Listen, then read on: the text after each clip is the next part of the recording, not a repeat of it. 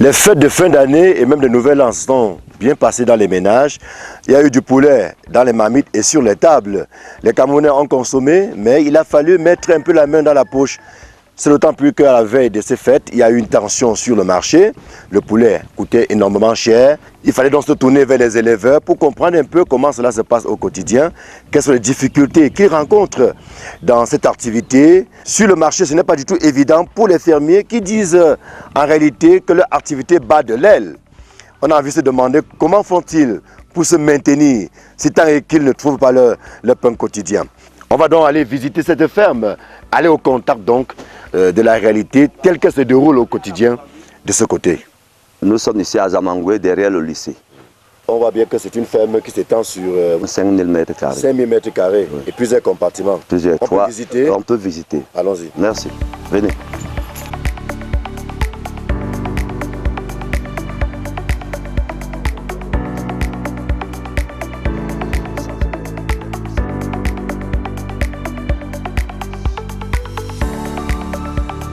Alors nous sommes ici à Zamangoué. Oui. Vous avez présenté la superficie tout à l'heure et vous disiez qu'il y a les poussins d'un jour, c'est ça? Les poussins, ils ont à 7 jours. 7 jours déjà? 7 jours, oui. Et comment ça se passe? Ça va. La qualité est bonne. C'est une bonne souche.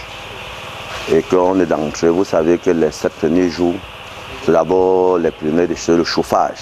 Il faut d'abord se concentrer rien que dans le chauffage. Après 7 jours maintenant, on va commencer à ouvrir et mettre l'air. Il faut qu'à 12 h, comme il fait très chaud, nous sommes en saison sèche. Il faut déjà qu'on ouvre les bâches. Déjà chaque jour à partir de 9 h jusqu'à 15 h 30, 16 h, on ouvre les bâches jusqu'à cette heure-là. Après 16 h 30, 17 h, on rebâche avant de mettre le bois pour chauffer. Parce que nous, on chauffe ici avec le bois. On ne chauffe pas. Il y a une autre ferme que j'ai là-bas que nous, on fait plus moderne. Là-bas, on chauffe avec les appareils. Pourquoi vous avez choisi le bois ici? Parce que nous sommes un peu reculés de la ville. Ici, le bois coûte un peu moins cher. Tout ce que dans notre filière, l'économie doit être au pic. 1 franc ici, tu négliges, tu es mort. Parce que notre filière, à cet âge-ci, est trop complexe. Tout est cher sur le marché, mais sur le terrain, les poches de ménagères sont vraiment vides. Je propose que nous puissions d'abord visiter pour voir ces poussins de 7 jours. D'accord, merci.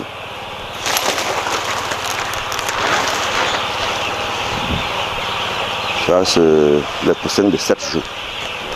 6 jours, parce que c'est demain qu'on va vacciner, c'est 6 jours. Demain, on vaccine. Vous voyez, les employés sont là-dedans. Ils sont entrés, vous voyez que la température est bien. Quand la température est bien, les poulets courent dans la ferme. S'ils partent trop se cacher là-bas, ça veut dire qu'il y a le froid. Ça veut dire qu'il y a trop le chauffage. Si ils partent là où il y a le fou, là, ça veut dire qu'ils s'achauffent beaucoup. S'ils fuient, ils partent trop là-bas, ça veut dire qu'il fait froid. Mais s'ils courent dans la salle comme ils sont entre côtés, c'est que la température ambiance est bonne. C'est une souche qui résiste déjà au Cameroun. Parce que chaque pays, il y a les souches qu'on travaille, l'État se bat pour que les souches qui entrent ici doivent être là. Ils peuvent avoir déjà être testés pour être habitués aux températures d'ici. Sans ça, ici, depuis que je travaille avec la société ici, je n'ai pas de problème vraiment. Je suis vraiment satisfait pour la souche. À 500. Alors là, il y a combien de têtes? Dans la ferme, c'est 5000. 5000 Ils sont tous vivants? Jusqu'à 6 jours, on est dans moins de 50 morts. À 45 jours, il faut avoir de pertes entre-temps aussi. Ça ne peut pas manquer dans la ferme. Est-ce que vous évaluez souvent sur 5000 à la fin, au bout de 45 jours, la perte s'évalue à combien? Bon, quand tu as bien réussi tes poulets, c'est dans les 3%, 4%. Quand tu travailles déjà plus de 5%, c'est que tu es dans les pertes. Alors les 5000, vous les avez eu à combien? Nous avons pris les poussins, c'est dans les 500 francs, 525, que ça arrive à la ferme. Oui. Mais avant ça, c'était plus que ça. C'est parce que c'était déjà vers le 30 décembre qu'on nous a donné ce poussin à 525.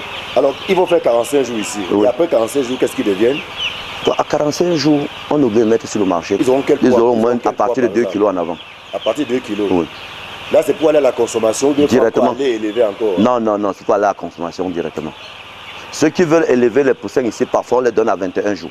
Quand on a fini le chauffage, on vient, si quelqu'un il dit père, pardon, je veux les poussins de 21 jours, tu peux couper d'autres, tu le vends d'abord. Lui met pas chez lui élever aussi. Mais à plus de 45 jours, nous on ne fait pas, il y a ce qu'on appelle aussi les réformés. Les réformés, c'est les poulets à plus de 45 jours. Moi, je ne fais pas les réformés. Je suis un grossiste, je vends les poulets à 45 jours au plus tard. 45 jours, on met sur le marché. Lorsque vous faites un peu la balance entre l'investissement et ce que vous allez avoir après, est-ce qu'on peut dire que vous vous en sortez? Si un éleveur au Cameroun à l'heure actuelle qui fait dans notre filet et qui s'en sort, c'est qu'il se trompe très mal. Parce que dans notre filière aujourd'hui, on est quitté de 1 au double. Ça veut dire que quoi? Quand on s'en sortait dans l'élevage, les matières premières étaient vraiment moins chères. Même quand on vendait le poulet à 2200, 2000 francs, on s'en sortait mieux. Je vous prends un exemple simple. Des années 2010-2015, le SARD allemand était à 9500, 10 000. 11 000 quand c'est trop cher. On vendait le poulet à 2200. Aujourd'hui, l'aliment, le même aliment est à 20 000 francs. L'éleveur d'entrée vendait le poulet à la ferme à 2700, 2800, 2600, 2700, 2800. Vous voyez qu'on est quitté. Si on voulait que l'éleveur s'en sorte, il faut qu'il soit à 4 000. Parce qu'on était à 9 000, 9 500, l'allemand vendait à 2 000, 2200. Maintenant, on est quitté de 9 500, 11 000 francs le SARD allemand à 20 000 francs. Mais il n'y a qu'autour de 500 francs qui ont augmenté. Et ça baisse quand il y a, parce qu'on est dans un filière où parfois nous tous, on parle pour ça au même temps. Le temps où on est coincé, on est obligé de quitter parce que l'allemand est déjà d'entrée. Par exemple, comme les 5 000 poulets ici, quand ils sont au pic de consommation, ils sont dans les 20-25 sacs. Ça veut dire qu'ils mangent par exemple 1 million ou à 2 millions par jour. Si tu attends qu'ils continuent à manger, tu es déjà dans le père. Tu es obligé de vendre à quelqu'un que tu ne... Et pourtant que les vendeurs n'ont pas de fonds. Nous, on ne peut pas prendre le crédit à la banque, on ne peut pas les donner. Ils vendent avant de nous payer. Si tu attends qu'un éleveur de gros calibre comme ça doit toujours trouver les gens qui vont te payer cash, tu ne peux pas avoir. C'est les petits éleveurs de 500, 300, 400, autres 800 qui peuvent eux-mêmes décider à leur, par exemple, au marché, vendre 500. Mais nous sommes les grossistes dans notre filière. Je ne suis pas le plus grossiste, je ne suis pas le plus petit, je suis au milieu. Je suis qu'au milieu. On a beaucoup de problèmes, mais c'est ce qu'on a choisi. On n'y peut rien. On fait, bon, comme cette année, j'ai les dettes à la banque et n'arrive pas à rembourser. On ne s'en sort pas. Premier des choses. Regarde, nous sommes en janvier. Le maïs est à 240 francs au prix de gros, nous les grossistes qui n'ont pas payé. 240 francs quoi là, le kilo. Le kilo De maïs est à 240 francs le kilo de maïs. Au grossiste, ça veut dire que si tu veux payer par exemple 20 tonnes de maïs aujourd'hui à 25 tonnes, on peut te laisser à 240 francs. Tu vas voir quelqu'un qui élève peut-être 5 000 poulets, il va aller pour faire une formule à la ferme, à la provanderie. Le provandier, s'il a payé, parce que les grossistes, ce sont les provandiers, les gros éleveurs. S'il n'a pas payé par exemple à 240, 235 francs par exemple, il est obligé de vendre au moins, ça veut tous ses charges maintenant au moins à 250. C'est-à-dire que le fermier, le petit fermier paye à 250 francs le kilo de maïs. C'est ça qui fait le coût de l'aliment. Deuxième, le plus gros problème dans notre filière aujourd'hui, il y a le trouteau d'arachide. Parce que c'est indispensable dans notre, pour que le poids de poulet à certains moments prend le poids, il est indispensable le trouteau d'arachide aujourd'hui. On est au départ, nous on payait le trouteau d'arachide en 2010, 2009, 2010, 150 francs. Aujourd'hui le même trouteau c'est 310 francs sur le marché aujourd'hui. Vous pouvez prendre les archives, vous êtes les journalistes, vous pouvez contrôler qu'en 2010 on vendait le trouteau d'arachide à combien. Aujourd'hui c'est sur le marché à quel prix. En 2010-2009. Après l'émeute de 2008, l'État s'est battu pour subventionner le maïs, c'était un peu bien. Après ça, ça a encore remonté. Le maïs a été dans les 150-160 francs. 150-160 francs. C'était moyen, c'était bien. Mais après la grippe aviaire de 2016, tout a lâché. En 2020, ce qui est alors venu tuer tout, c'est la guerre de l'Ukraine. Quand la guerre est venue maintenant, on était perdus. Nous avions payé le soja ici, jusqu'à payer le soja à 25 000, 26 000 francs le sac de soja. Le soja aujourd'hui c'est un peu stable parce que sur le marché, le soja est dans les 19 000 francs, 20 000 francs le sac. C'est-à-dire que c'est un peu stabilisé. Ce n'est que la seule matière dans notre filière qui est un peu stable aujourd'hui. Quand on peut dire que non, tu peux te lever à tout moment, tu dis que le soja, on vient te livrer. Le reste là, quand tu te lèves le matin, tu ne sais pas combien tu vas aller acheter. Par exemple, si tu décides de voter un budget pour faire le poulet, c'est par exemple de 20 millions. Je prends un exemple simple. Tu pars, tu prends 20 millions. Tu te lèves, les matières premières que tu as stabilisées à 20 millions, tu vas faire Tu sors pour aller faire tu arrives chez un provendeur, tu dis que le maïs que tu as calculé à 200 francs, c'est à 225. Là, à la fin, tu ne peux plus réussir à élever les poulets comme il fallait. Tu es obligé d'aller tendre la main. Parfois, la banque te conditionne, il te dit, donne le crédit, surtout les coopératives. On est obligé de jouer avec les coopératives. Ils nous donnent le crédit énormément cher. Cher. Et rien n'est structuré. Je ne sais pas s'ils contrôlent combien on nous donne l'argent. Parce que quand tu prends 20, 30 millions à la banque, tu fais 5, 6 banques de c'est fini. Pourtant, tu as 2 ans pour rembourser la banque. Tu n'arrives pas. Mais vous persistez quand même dans l'activité. C'est ce qu'on a choisi.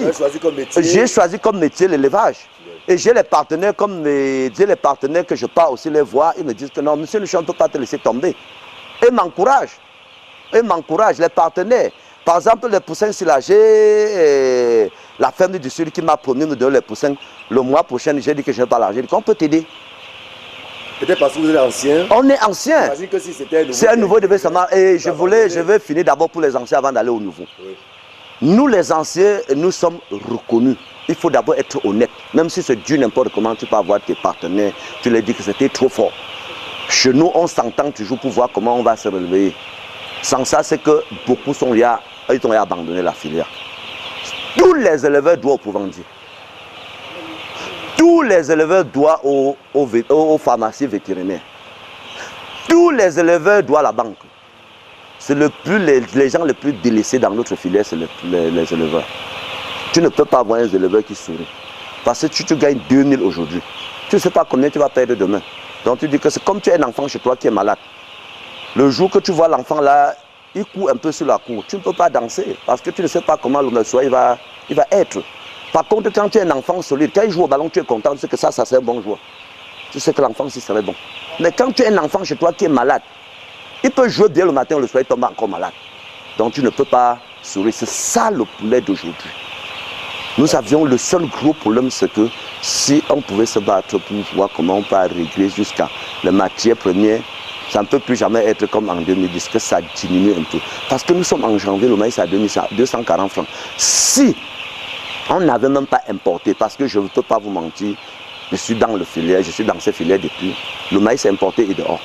Et s'il n'y avait pas de maïs importé dehors, c'est que c'est vraiment à 300 francs le kilo de maïs aujourd'hui.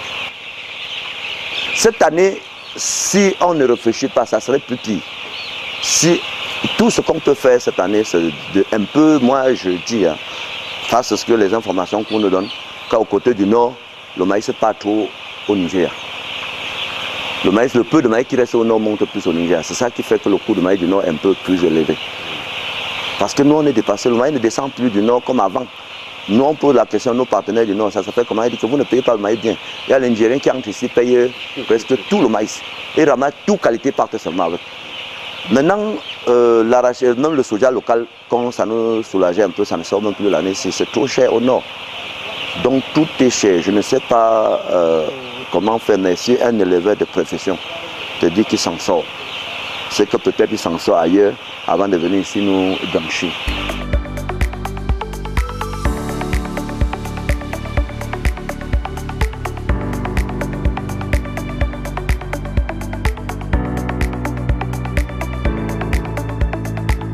Alors dans la filière avicole, il se pose un vrai problème de structuration. On a l'impression que les acteurs n'accordent pas leur violon pour permettre l'émergence de ce secteur. C'est le même constat que vous faites. Vous pensez qu'il n'y a pas cette structuration-là qui est nécessaire pour développer votre activité? Bon, pour moi personnellement, on a mis ça sur la table plusieurs fois. Mais à la fin, en conclusion, on attend nos patrons, ceux qui devaient coordonner, je ne sais pas ce qu'il est bon de coordonner et nous inviter tous. Parce que si on veut vraiment que ça marche, on ne doit pas trier. De plus éleveurs aux gros éleveurs, il faut qu'on s'asseye tous. Parce que nous tous, on a le même problème. Quand j'ai investi par exemple 1000 francs, toi tu as investi 100 000. Quand on est dans les pertes, toi tu perds tes 1000 francs, perds tes 100 000. Ça veut dire que tu perds tes 100 000 comme je perds aussi mes 1000 francs. Il n'y a pas de dire que l'autre est grand plus que l'autre. Donc c'est un problème d'ensemble. Si nos boss peuvent s'asseoir et nous inviter, et il faut qu'ils nous écoutent. Parce qu'ici, ce qu'on n'écoute pas les petits éleveurs comme nous sommes. Nous ne sommes pas là pour qu'on nous écoute. On est là seulement pour écouter seulement ce qu'ils ont dit. Nous qui sommes aussi en bas, on n'arrive pas à nous organiser pour défendre nos propres causes. Vous voyez un peu, si aujourd'hui on pouvait s'arranger qu'on nous regroupe tous, les éleveurs de centre sud et est ou bien de tout le Cameroun, on go partement comme ça demande, c'est qu'on peut arriver à un moment où on s'en sort. Mais si on attend que chacun pour soi Dieu le pousse, comme on est en train de faire tout à l'heure là, il y a plus de pertes que de gagnants. Je vais vous dire qu'en 2003, quand la Covid est un peu finie, on n'avait même pas 2000 francs ce mois pour relancer. Tout était fini, tout. Je devais la banque de gauche à droite, je devais mes partenaires. Jusqu'aujourd'hui, mes partenaires qui me donnent, les gens qui me donnent les concentrés, le soja, et par exemple les gens de la gare parce qu'ils sont dans le secteur informel. Je parle de formel, parce qu'on est dans deux filières que tu vois là. Il y a ce côté formel, il y a le côté informel. Les gens qui viennent te donnent l'arachide, ils ne te signent aucun papier, ils te donnent vente, tu me donnes mon argent.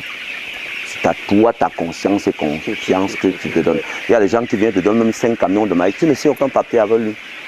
C'est la confiance. Il te donne, tu tournes, tu élèves, tu fais 45 jours, tu l'appelles, gars, pardon, viens prendre ton argent.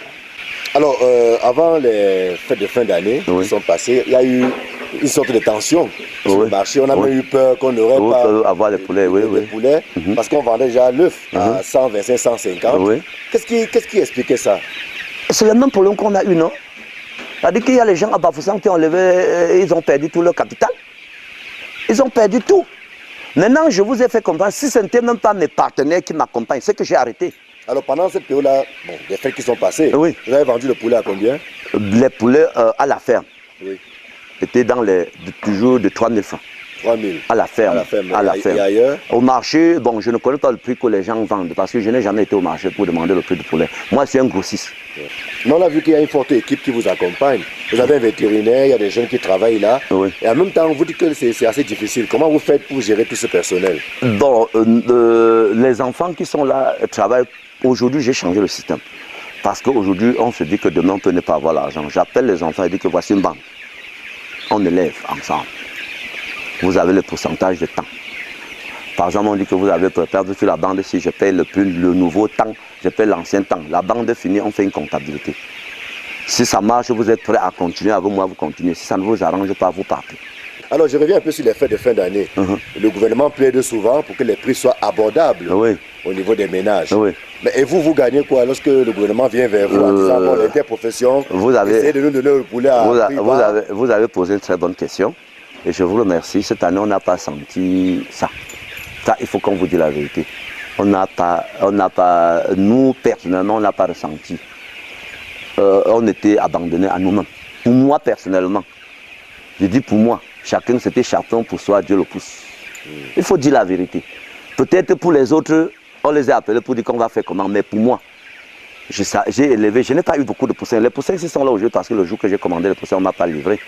Alors, vous particulièrement, vous n'avez pas eu la chance peut-être de signer, je sais pas, un partenariat avec, je sais pas, un hôtel, un restaurant, à qui vous livrez des grosses quantités, ça vous je vais vous répondre. Il y a quel hôtel qui peut te prendre 1000 poulets par semaine au Cameroun? Il y en a pas même les grands hôtels. Et ça ne peut pas. Ils prennent à peu près Ils prennent à peu près, ils signent plutôt les contrats chez les vendeurs.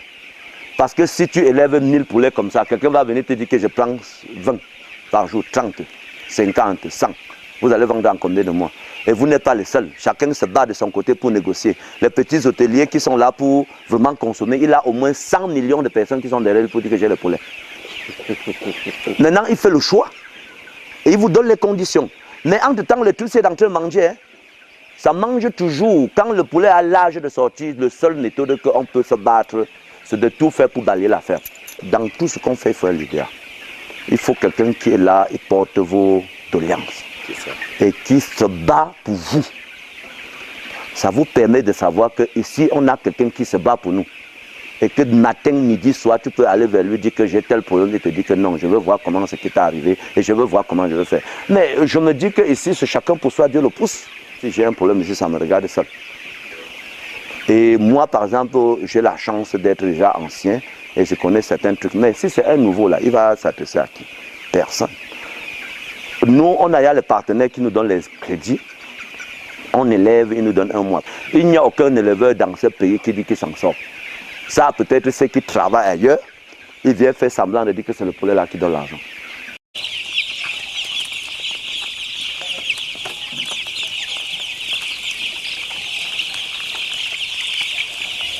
S'occuper de la santé des poussins n'est pas un long fleuve tranquille. Les poussins, un jour, ils sont très délicats. Déjà pour leur santé, nous donnons à fond pour pouvoir les maintenir et les faire avoir une bonne santé, une santé de fer.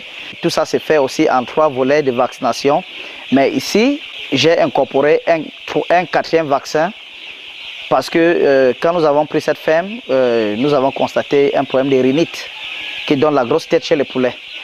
Ce qui fait que nous vaccinons au 7e jour, au 8e jour, nous donnons ce vaccin incorporé qui est le Pneumovac, et 14e jour et 21e jour.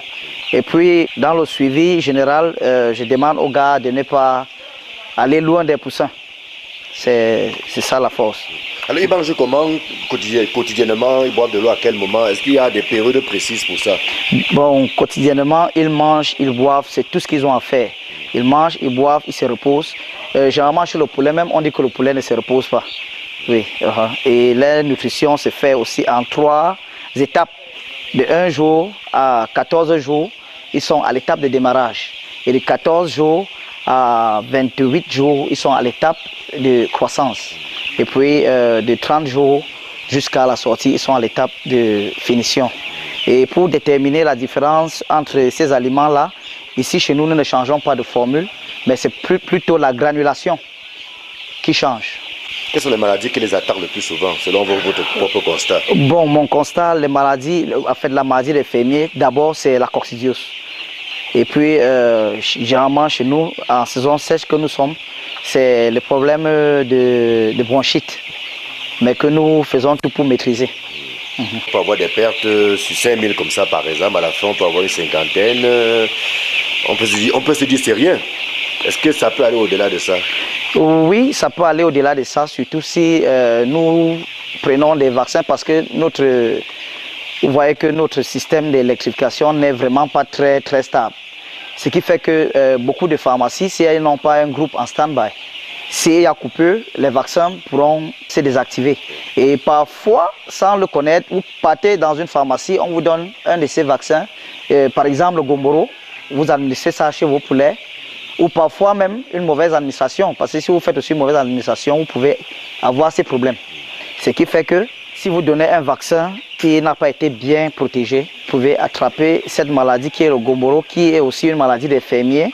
C'est une maladie virale. Et généralement, avec cette maladie, vous pouvez aller même à 30% de pertes.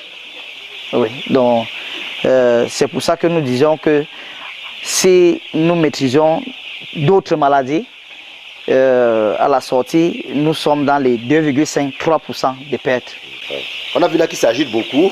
C'est quoi? C'est le bruit que nous faisons qui les amène à bouger comme ça? Oui. Ou bien c'est un peu leur quotidien? Bon, les quotidiens, ils sont souvent même plus agités que ça. Mais parce que ce matin, nous les avons assoiffés pour les vacciner. C'est pour ça que vous allez constater que beaucoup sont couchés, ils sont un peu dociles. Mais quand nous allons vacciner, si vous revenez là, vraiment vous allez trouver une ambiance là d'une cour de récréation.